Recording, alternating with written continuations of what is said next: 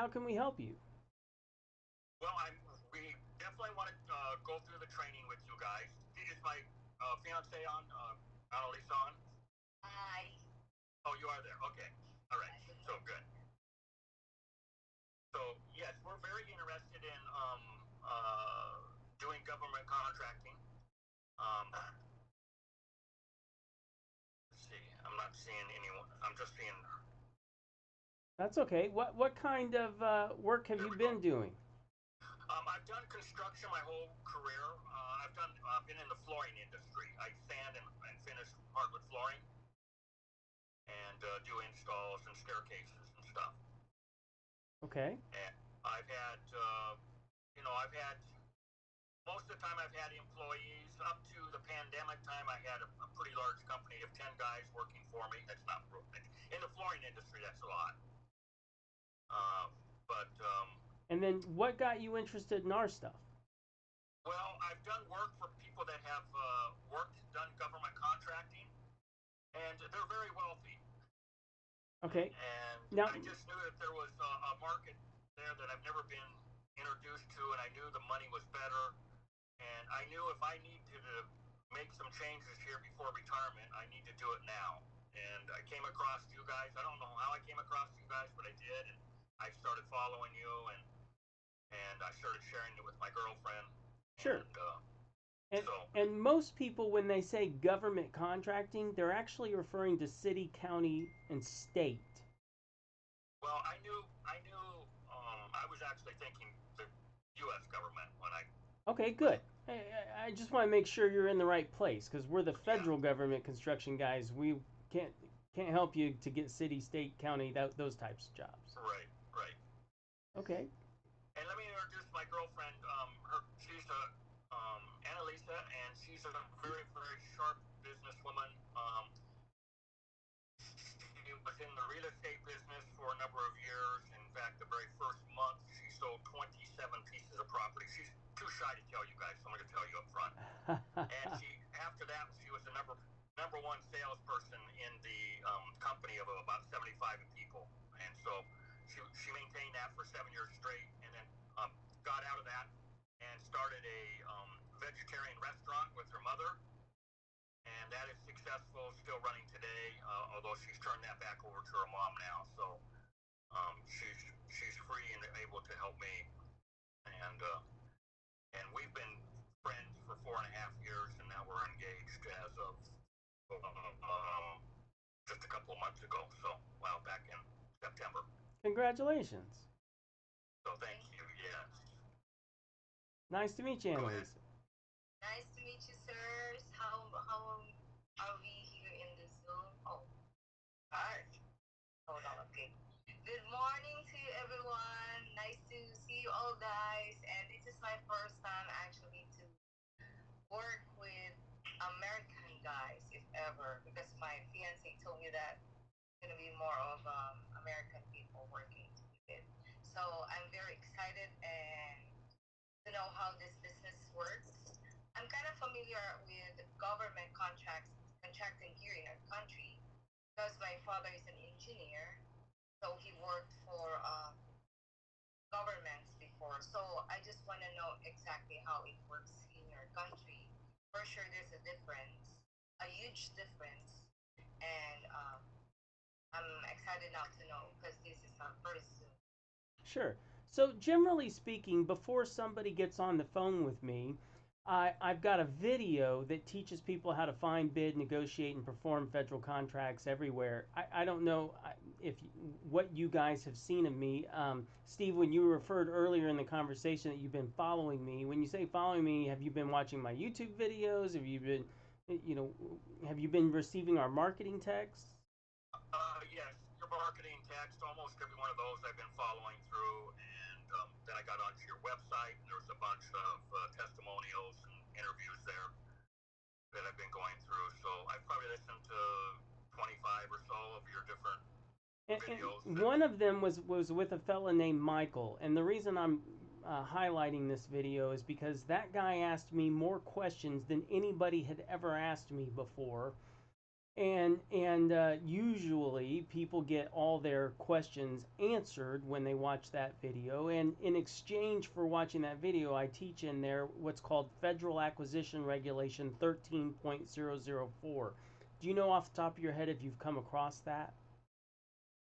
Just with you, that would be all, probably. Okay, so that's the video where I teach your four options when the government tries to award you a federal contract. Yes, I've watched the video, and I think I showed that one to Annalisa also, I think. Fantastic. Well, with all that said, I'll answer any question that you have. Okay. Yeah, we have a bunch. Great. Hit me. We talked about it last night, and I got a few questions here. So, in the video, how do you do? I mean, the video training program. How does that basically work? So understand that from 2010 to the pandemic, we were performing live workshops here in Austin, Texas. About once a year or twice a year, we would speak. We were asked to speak on stage, and then people would physically come sign up to come down to Austin. And in the room at some point, I decided to start recording the workshops as they were happening live from 6 different camera angles. I don't know if you've ever watched like Monday Night Football, and sometimes they show the control room, and you hear the director saying, switch to camera 1, go to camera 7, go to camera 6. There's a device called a switcher, and somebody's actually clicking camera 7, camera 6. So my brother-in-law was in the back of the room with a switcher, switching from camera angles, 6 different camera angles, while my dad and I were performing the workshop live. When the pandemic happened, we couldn't go on stage anymore, and we couldn't perform live workshops. So during the pandemic, I sat down and I went through several of the workshops video recordings, which I already had, and then I picked the best sections of what we were teaching and edited them together. So like, as an example, you might be watching one section on the 100K letter, and you might see a very large whiteboard behind us while we're speaking. And then the next morning, you might see me teaching in front of a 4-foot whiteboard. What I've decided to do there was I've pulled footage from one workshop versus another workshop because it was either better audio or just we said it better or something like that. And so during the pandemic, I edited all the live workshops into what I call a super workshop. And then I put it online with a username and password. So it works like Netflix. You just log in, you hit play. You can, just like in real life, if somebody raised their hand and asked a question, you can just hit pause and pick up the phone and call me. Okay.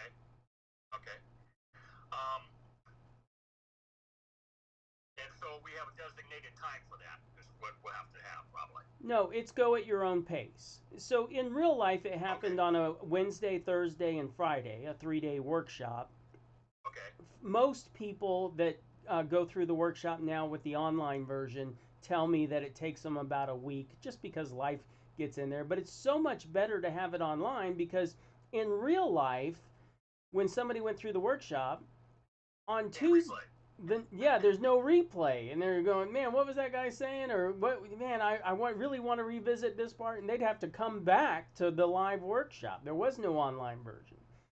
This is so much better because I find that people are going through it 2-3 times and getting a better education, because the first time it's kind of like trying to take a sip of water from a fire hose. So yeah, we're hoping to. We've even talked about watching it together. I'm going to be in the Philippines January 15th through February 15th. Sure. So hopefully we'll be signed up before the end of the new year. I'll tell you a funny story.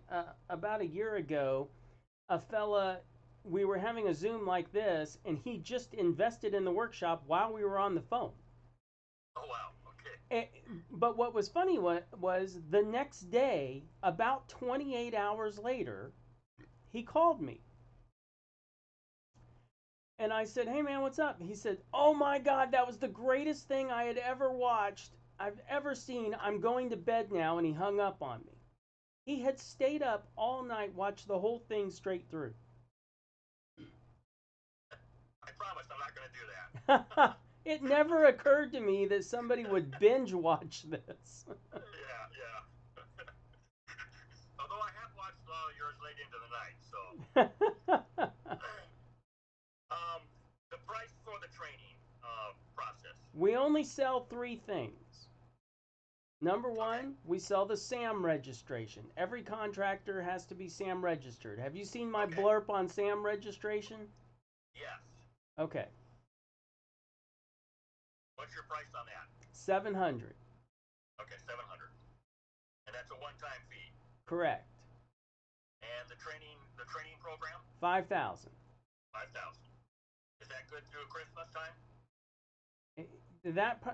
You got to understand that my dad and I have done everything that we've done in our life. Nothing we do has anything about time associated with it. You're not gonna get a phone call from my team tomorrow saying, if you buy now or if you get in by the end of November.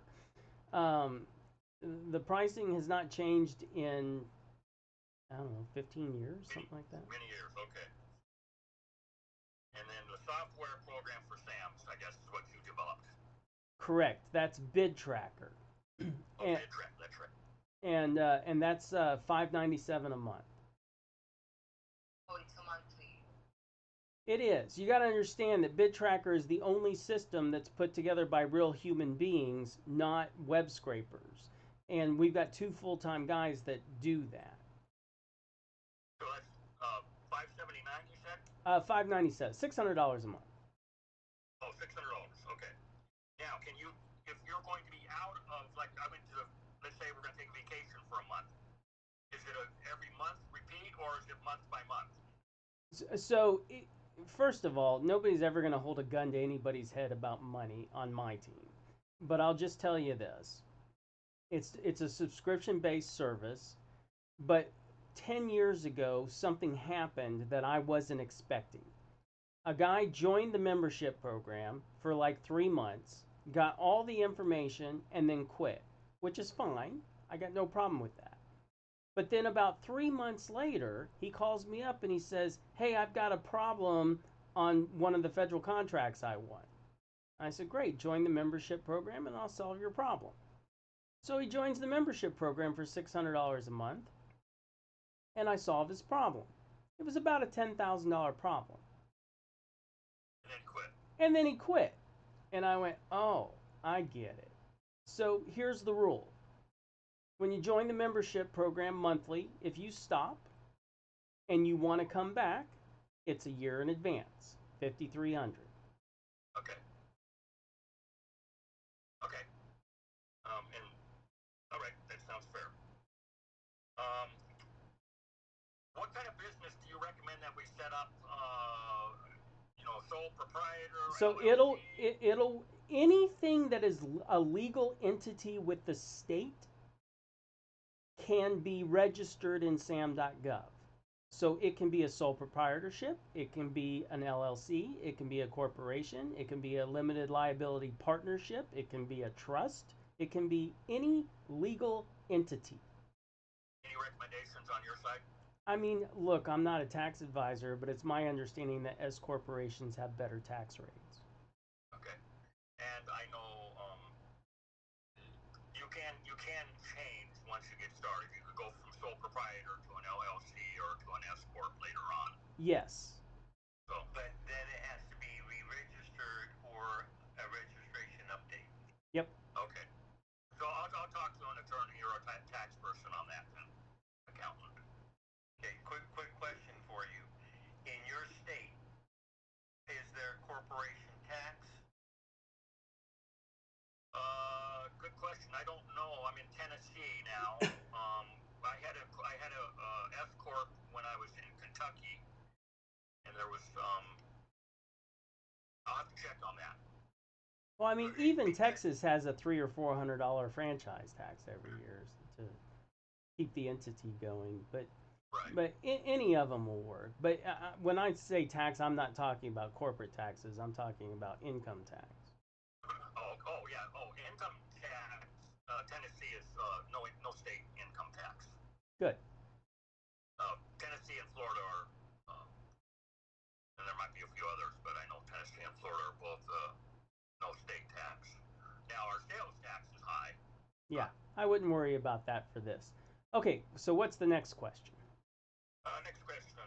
What kind of insurance do we basically need running the business? So you don't need any insurance until you're awarded a federal contract. So we just say don't even worry about that until you get awarded a federal contract, then get insurance. But it's standard GNL 1-2. It's the most standard type of construction insurance it is. Typically runs $400 to $500 a month. Okay.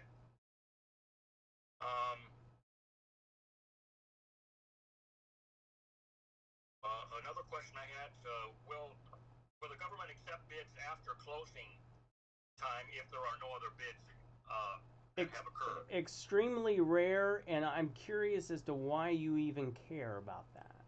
Well, I don't know, it just came up. I was just thinking. I wouldn't bet on it. Okay.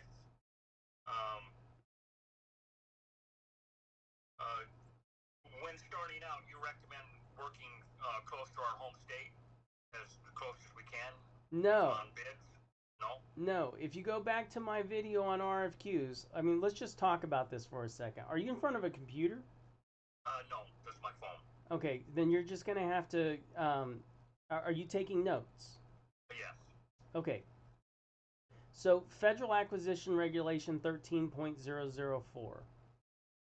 Look, if you go out and give 100 flooring quotes tomorrow, is there anything legal associated with those quotes, or are they just quotes?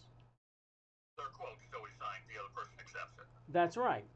Now, when you Google FAR 13.004, the first thing you're going to see is legal effect of a quotation, implying that there's something legal associated with quotes for the federal government. That FAR, F-A-R, stands for Federal Acquisition Regulations. It's the rule book that the federal government uses to buy construction goods and services and other goods and services. And so the rule book says that there's a legal effect, implying there's something legal. And that's different, right? Because when you go give quotes, they're just quotes. Right. Okay. The very first sentence of the legal effect of a quotation says a quote is not an offer and consequently cannot be turned into a contract. Now that's different. I've heard you say that. That's different from your world because you go out and give quotes every day and it's not a contract until you both sign it. Okay? But the federal government can't take your quote and turn it into a contract. The second sentence says that even if they do take your quote and turn it into a contract, don't worry about it, it's still not a contract. Essentially, they're saying, hey, we understand that the federal government's not perfect, and someday somebody might make a mistake and take your quote and turn it into a contract, even though sentence number 1 says they can't do that. So they're just saying, don't worry about it, it's still not a contract. Then it goes on with a whole bunch of verbiage that essentially says the quote becomes a contract when the supplier of the quote accepts the offer. And that's when I talk about that 200 square foot tiny house. And you have the 4 options. You can accept, withdraw, negotiate, install for more time. Yes.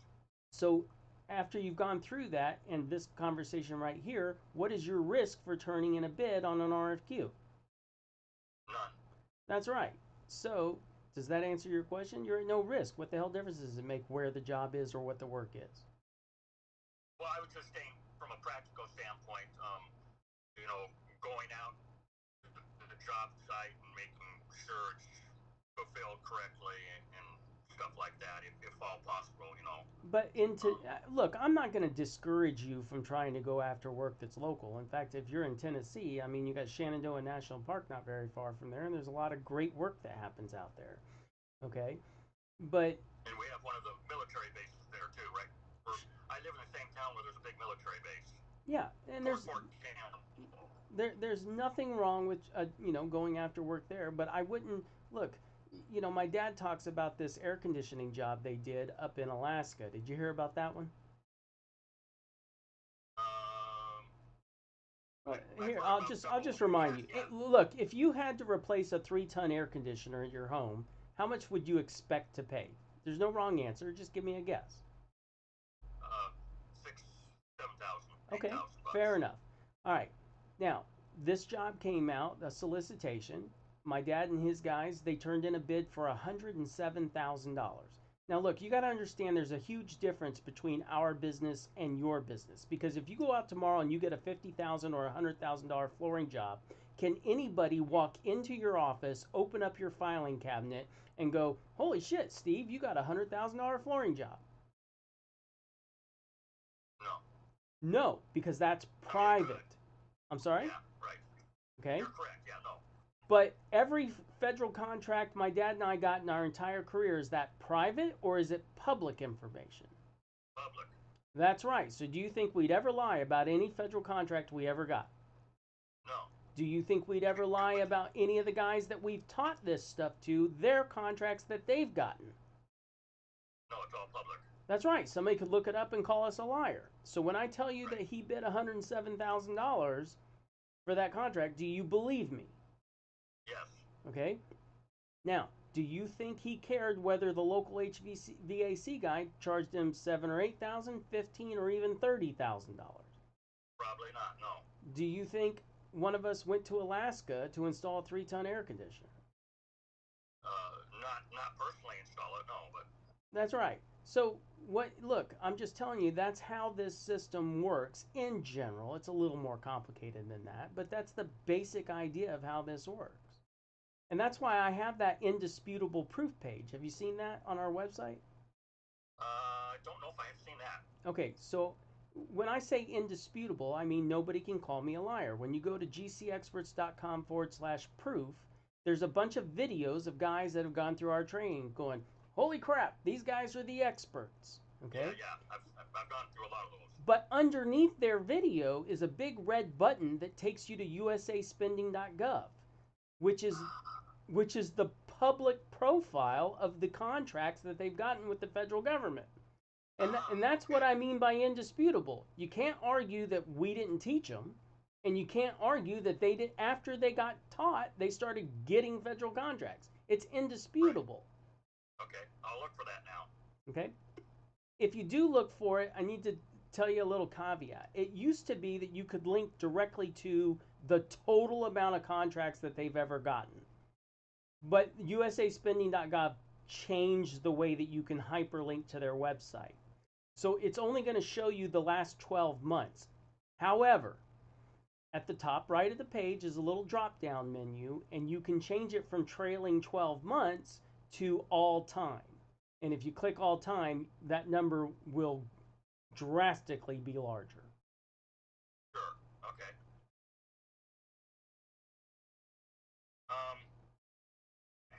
How has President Trump affected the government contracts? Has he at all? So, Since being in office? yes and no. I mean, it's like everything in life. So, first of all, I'll just say that, look, my dad and I have been through government shutdowns, and they pass, and it affects typically 20 to 30% of the contracts that you have. Okay. Other contracts that you have will just keep on going because they're considered essential. Okay. So Last year, Carlos said. What's that? Yes, no, that was me. I'm sending him an email about the project up in Skagway, Alaska, that the government paid us $107,200, I think. Well, that's okay. I mean, I can send them a hyperlink. We have a whole web page about it. But regardless, Steve, so that's the shutdown part. Now, let's talk about Doge, okay? Doge went in there and shut down 2 or 3 or 4 federal buildings, okay? Okay. Do you know how many federal buildings there are across the United States alone? You said over 1 million. It's close to 1 million, something like Close to 1 million. 960,000, okay? That's a lot of buildings. So, look, did Trump come in there and change things? No. Look, you can try and make all the cuts that you want to make. At the end of the day, if the barracks need a new boiler and for hot water for the guys to take showers, they're going to go replace the boiler. You know, federal government construction isn't going anywhere. Okay. All right. Let's see. Oh, one of the questions I had was on my first page was, what do we need for office equipment? Oh, in today's world, a laptop, a cell phone, and a pretty good scanner. Okay, scanner, fax machine. Do they fax back and forth with her? Most people are doing email these days. Email? Yeah. Okay. So when you're talking or when you're negotiating with a bid, are those people, do they work all around the country, or are they mostly all in DC, or the people that are working for the government? They're everywhere. There's something on the order between 5 and 10,000 federal procurement officials all over the country for every branch. I mean, you're talking even agencies. There's almost 500 agencies: National Park Service, National Forest Service, Bureau of Land Management, Bureau of Indian Affairs, federal courthouses, CIA, FBI, Army, Navy, Space Force, USDA alone has, or I'm sorry, EPA has like 11,000 buildings. So you got 500 agencies, and they're all doing construction goods and services all the time. Okay. Is the market for government contracting getting more competitive, or is there still so much work out there that it's still very lucrative? So I'll just put it to you this way. We estimate, we're not sure, but we estimate that there's 1 million contractors across the United States. Everything from flooring contractors to drywall contractors to roofing contractors to concrete guys, electricians, about 1 million. Okay, in federal government, you don't have to estimate. You can tell it's in SAM.gov. You have to be registered with SAM.gov in order to be awarded federal contracts, and then it's broken down in SAM.gov by NAICS codes. In other words, you got people that sell cake mix to the Navy. They're not construction contractors. Okay. Right. So there's only about 25,000 registered federal construction contractors. Now, okay. One time, one of my clients called me up on Monday after going through the workshop, and he said, Sean, I understand you say there's 25,000 registered federal contractors. Can you tell me how many there are registered today? Now, he was assuming, but I didn't know it, but he was assuming that that number was cumulative, but I know that it's not.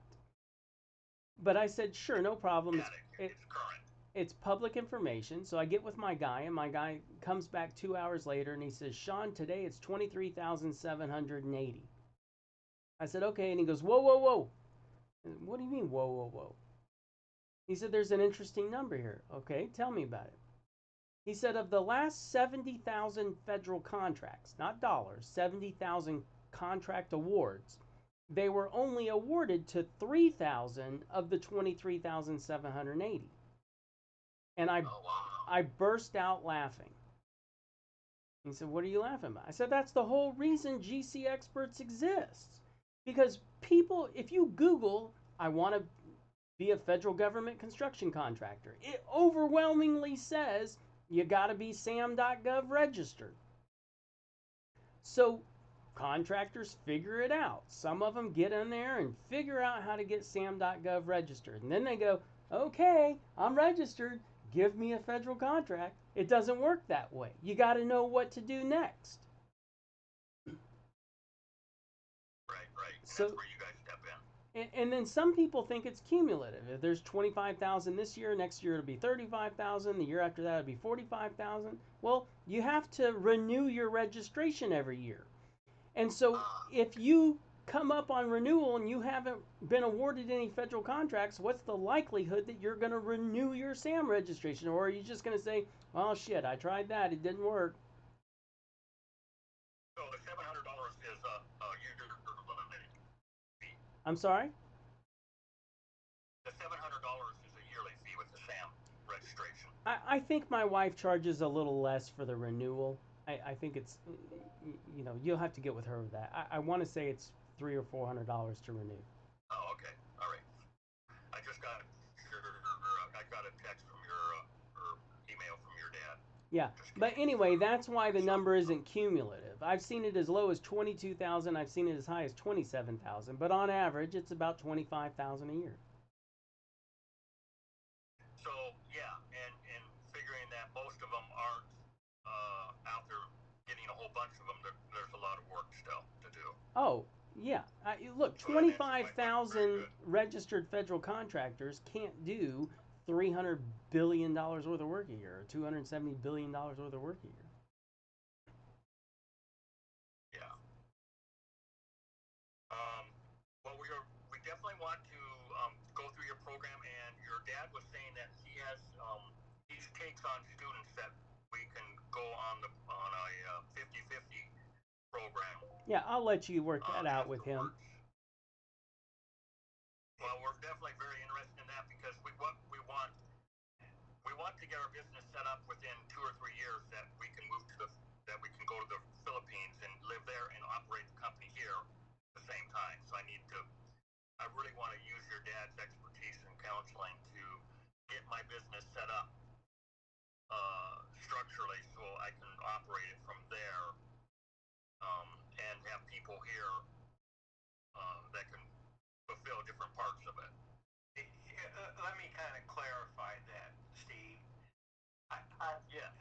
At my level of expertise, it's like, I'll talk to people for a few minutes, but I basically say, look, um, our conversation is at a very low level when I've got 50 years, going on, 40, actually almost 50 years of experience doing federal contracts, and you haven't been doing them.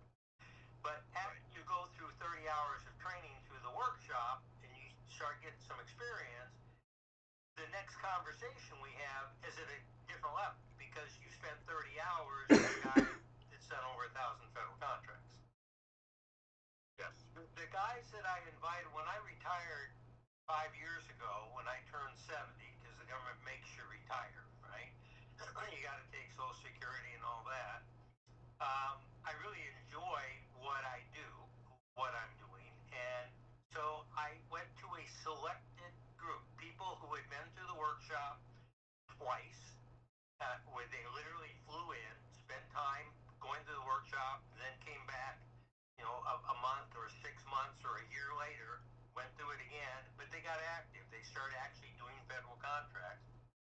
And I said, if you'd like, I'm going to have a mastermind group with just a few people. It's a 1-year program, it was $50,000, and but it's 100%, no questions asked, money back guaranteed. If at the end of the year you don't think it was worth at least 50 grand, tell me. I don't need your money, right? And now I've got guys that have been in that program now for 5 years, and they're doing multi-million-dollar contracts.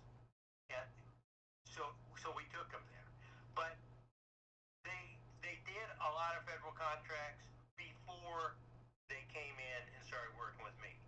Okay. What I don't want you to think of is that you can go through this training and then you spend time with me, because you need to have that business going. You need to have your systems in place, and then when you work with me, it's you already have a business. You already know federal contracting, and so we're getting very targeted, right? So right now, with one of these guys, I'm looking at a prison where they want to replace 15,000-volt switchgear at a prison in South Carolina, which is a very remote location. Well, how many people deal with 15,000-volt switchgear? I've done a number of those type of projects. They have not done that kind of project, but they've done millions of dollars in federal contracts with me. And so I'm taking them, saying, let me show you how to do this kind, right? And we'll put $1.2 million profit on the job. It's a $1 to $5 million job. It'll probably go for between $4 and $5 million, but we'll put $1 million plus profit on the job. And one of the things I say in the workshop is you're never going to make $100,000 on a $100,000 contract. You have to learn how to do a $200,000, $300,000, $400,000 contract. And then I tell them you're never going to make $1 million on a $1 million contract. You got to learn how to do a $2, $3, $4, $5 million contract to make $1 million on a contract. Understand. But when you make $100,000 on a contract and you get it done, I mean, I think I sent you some videos where we made $100,000 in less than 2 weeks on multiple contracts. But those were set up by me. A guy would come to me and say, hey, the government needs these emergency boilers done. I was already going to New York anyway to replace that chiller in Federal Hall, and said, look, I'm looking at your pictures of 5-year-old boilers that are totally destroyed. And the reason they're totally destroyed is not because of the boiler, it's because of what you have in the boiler room that's not properly maintaining the boiler. And so, and you're putting a contract out that says, hey, just replace these boilers, they're bad. I said, I can do that. In 5 years, you're going to have to do it again. Why don't you let me come up there, spend an hour with your boiler guy? We'll rewrite the spec for you. I'll do that at no cost, put it back out on the street, and then I'll make sure that you get a competitive bid for it. And if you select the guy that I work with, I will personally come up there and do the project with you. But at least you'll get something that'll last for 30 years. Right. And so I did that. And, he was shocked that I would do that. So I spent actually 2 hours with Adam, his boiler guy, walking through the whole thing, rewriting the spec together with the guy that maintained the boilers that had gone bad, explained everything in detail so he understood why. And then when you actually watch that video, you see me put Doug's factoids in there. Here's the reasons why these boilers failed and what needs to be done about it. And you see us actually fix all those things. There's a big project, I saw that. In 40 hours, we did the complete change, but we did all those other repairs, and those boilers are running fine today, 5 years later, right? And they still look like new boilers because they're really being maintained at every level because of the training that I gave them before I left, and I gave them the video. I said, whenever you doubt, you can always call me, and I put my name and number on all the panels in that deal. I said, they got questions about how this works, but I put all that in that video for our government because I always treated the government like, if I was working here at this facility, how would I want the contractor to do the job, right? Sure. And so I bring that level of expertise to very complex projects now, but the guys I'm working with have a base. They have a company. They've already learned how to make money in doing government contracts. They've got the mental concept of ethics, paying their subcontractors real fast. They're financially independent because they've been making a lot of money doing these projects with me. And so we're doing these now at much higher level projects because I'm moving them from the 1 to 5 million now into the $5 to $10 million range. So it's just constantly moving people up. I was doing $100 million up to $100 million a year in federal contracts. So but you can't start out there. You got to start out with the level that you're at, and you work out and refine it. And Sean will help you with it. If you're a member, you can call him anytime. And if he struggles with getting you the right answer, or he'll either bring me into the conversation, or you can say, hey, Sean, I'd like to get your dad's opinion on it. He'll say sure and bring me into the conversation. So that's the way this needs to be done. Okay. But if I'm still feeling good at the time that you come back several years down the road and you've got 20 federal contracts under your belt, and you say, hey, I got $1 million in bonding capacity, I'd like to take it to the next level, would you consider working with us? Yeah. Then I'll take a look at where you're at, maybe ask you a few questions, and maybe that would be something that we can hold out there down the road a bit. Okay, I better understand that now. Thank you. Okay. Yes. Excuse me, can I ask a question, sir? Sure. This company that you just mentioned, how many years has been developing his company before he went to the higher level that you just mentioned? He joined the program in 2012. I retired in 2020, so he had 8 years experience, him and his partner. It's actually Andy Clemens and Bob Browning. And we're actually doing a $1.7 million contract at Kirtland Air Force Base that's making over $1 million on a $1.7 million contract. But it was unique in that it was a hub zone set aside, and so you'll learn about what that is in the workshop. So that we only had one other competitor. most of the time, if it's open competition, you're competing with anybody.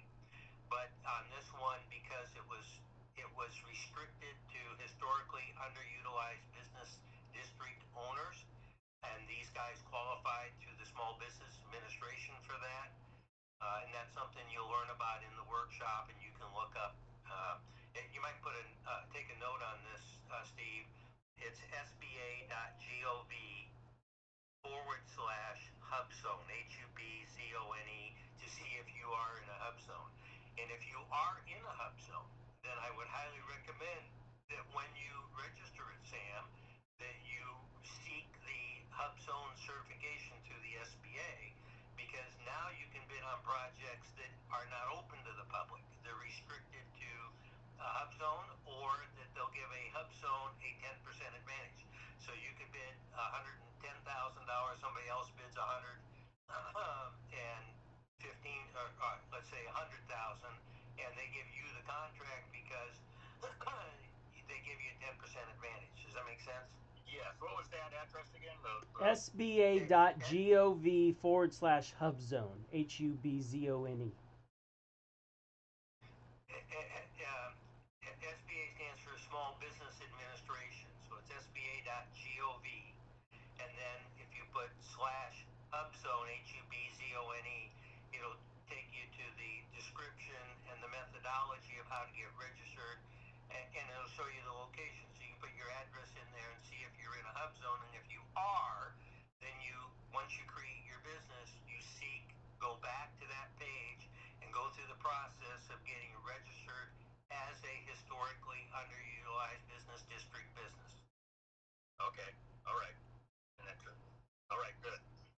So Well, go ahead. sab.gov/.hub.com, sir. No, Steve's got it written down, and if you have any problems, Steve, send me a text. I'll send you the link to it. Just send me a link. I didn't get it down. Okay, no problem. I'll do it right now. Okay, that'll make it easier. Thanks. Because it was very fast, but you were saying SAB, okay, and then HUB. I was kind of like confused. Thank you, sir, for answering the question. Let's see. I think that's all I have. What do you recommend? Is there a certain percentage,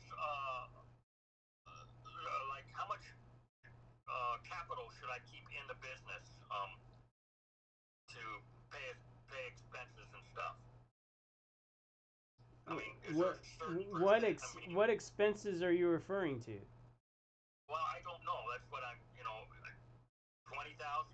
Well, we got to pay the contractor, whoever the subcontractor. Whoa. You got to pay them when you get paid by the federal government. First of all, on federal contracts, you get paid in accordance with what's called the Prompt Payment Act. You can Google that, the Federal Prompt Payment Act. But it says essentially in there that the contractor shall be paid monthly or more often as deemed necessary by the contracting officer on a percentage complete basis. So if you're 50% complete, you get 50% of the money. It goes on to say that you shall pay your subcontractors within 7 days of receipt of payment. Okay. So all right. So that makes it easy. Yeah, it's paid when paid. And I listened to one video where you said you reserve 2% out at the very last and collect the 98% as work in progress. That's right. And then let them hang on to the 2% till it, the 30 days. That's right. Right. So, all right. I think that's all. Do you have any more questions, Annalisa? No, you already listed our questions. Yeah. What is the hardest part of this business as you see new guys come in? For sure, the answer is doing what we tell you to do. So, you got to keep turning bids in.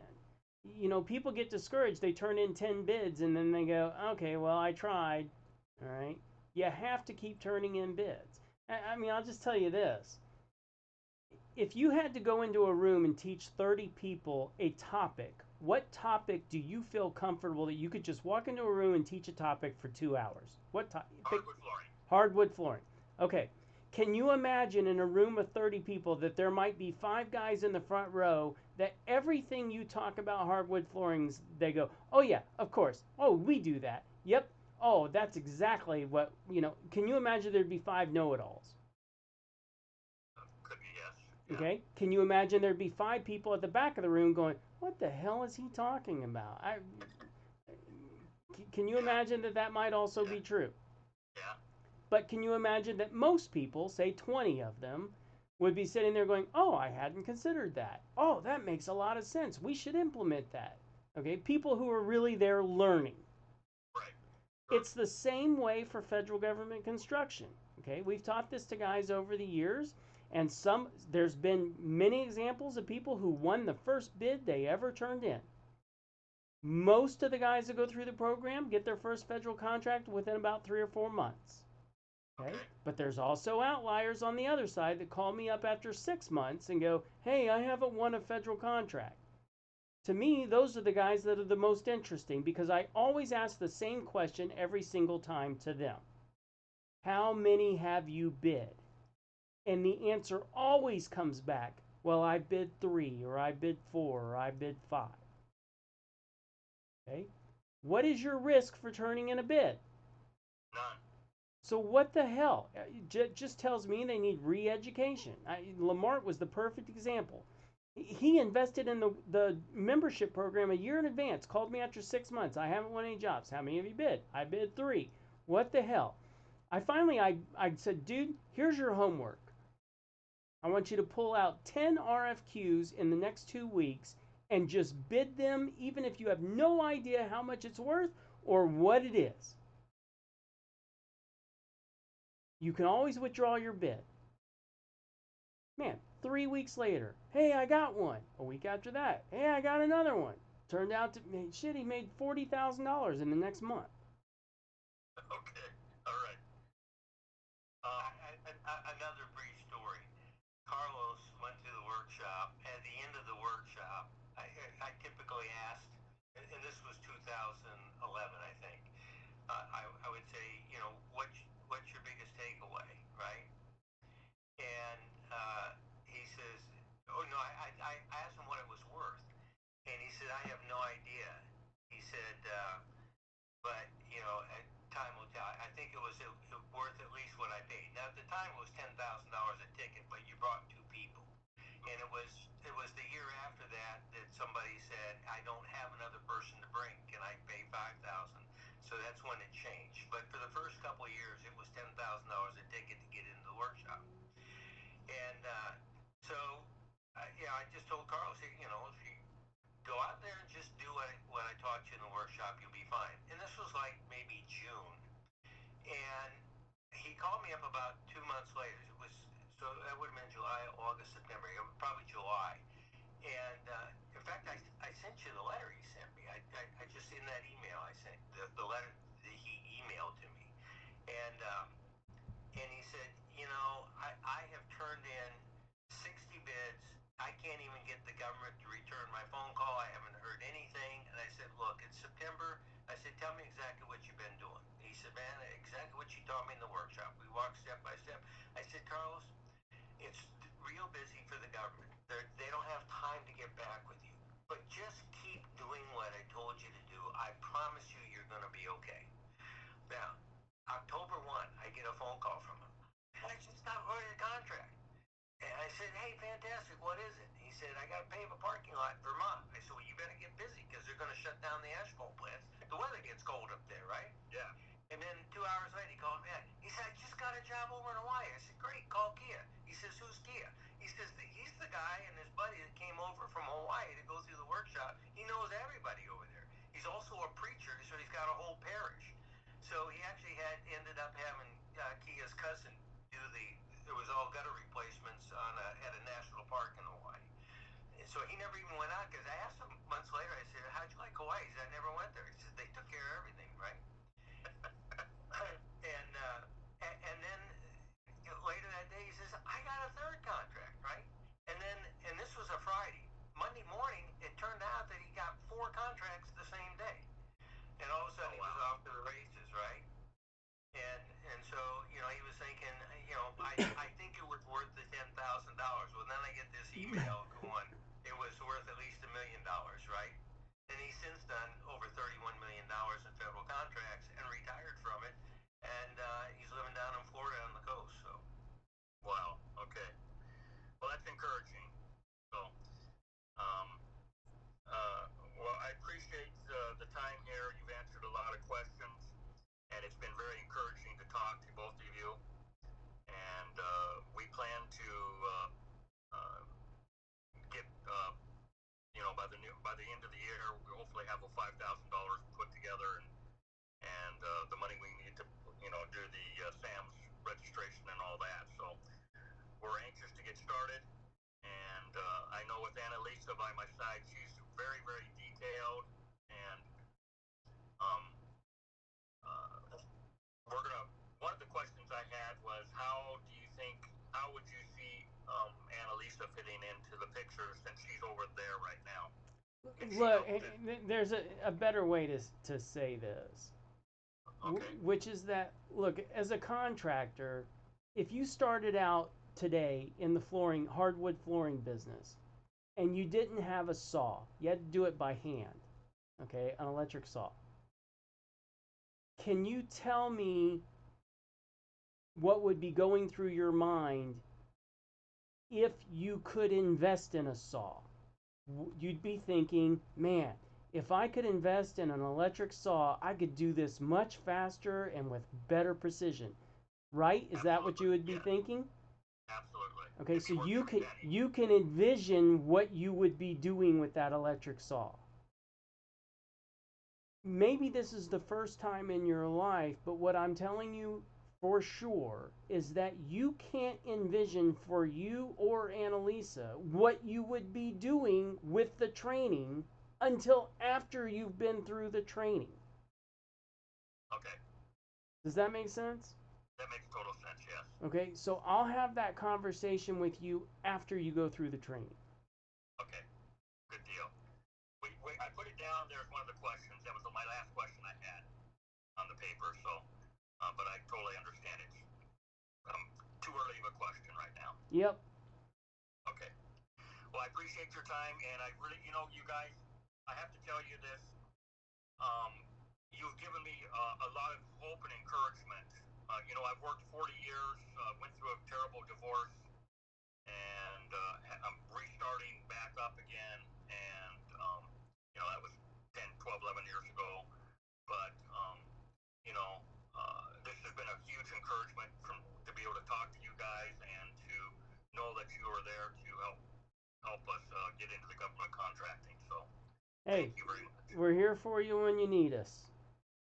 All right. Look forward to working with you guys in the future. All right. Nice to meet you, Annalisa.